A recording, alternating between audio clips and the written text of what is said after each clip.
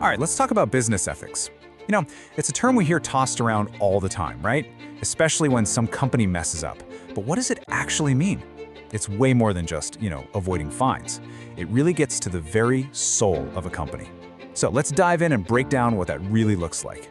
So let me ask you something right off the bat. If a company follows every single law, like to the letter, does that automatically make it a good company?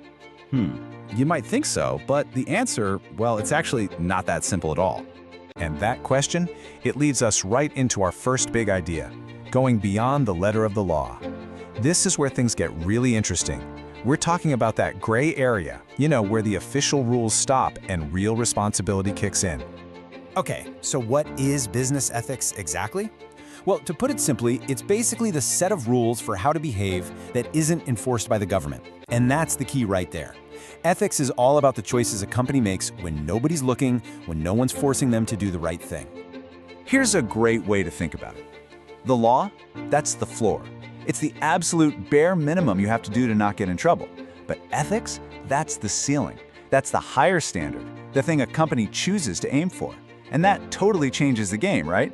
It shifts the whole question from what can we legally get away with to what's the right thing to do. So you might be thinking, if ethics is totally voluntary, why would any company even bother? Well, the answer starts inside the company itself. The first big reason for having an ethics program is all about building internal integrity. Yep, the number one goal, right out of the gate, is an internal one. It's all about creating a culture of integrity among the employees.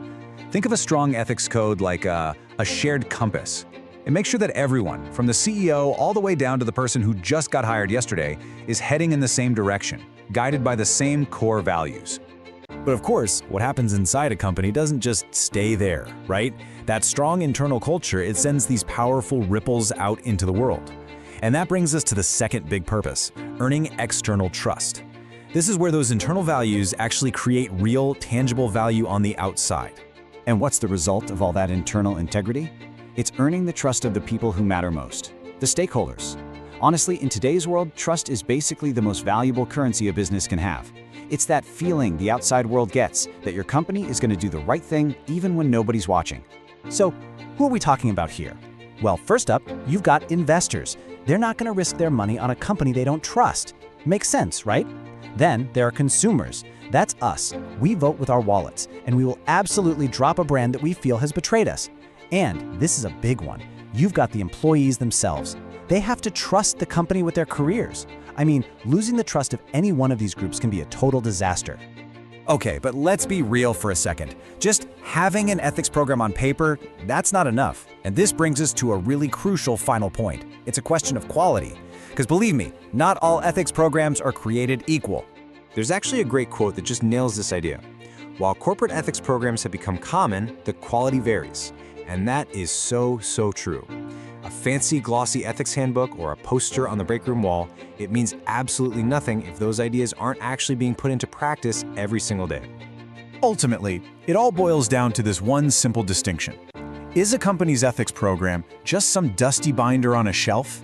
A simple checkbox they can tick for good PR? Or is it a genuine commitment? Something that's actually woven into the DNA of the company. Something that influences every single decision they make. And that leaves us with the biggest question of all, doesn't it? For all of us, whether we're consumers or employees or investors, how can we tell the difference? How do you spot the real deal, that genuine integrity in a world that's just full of slick PR? Now that is the real challenge.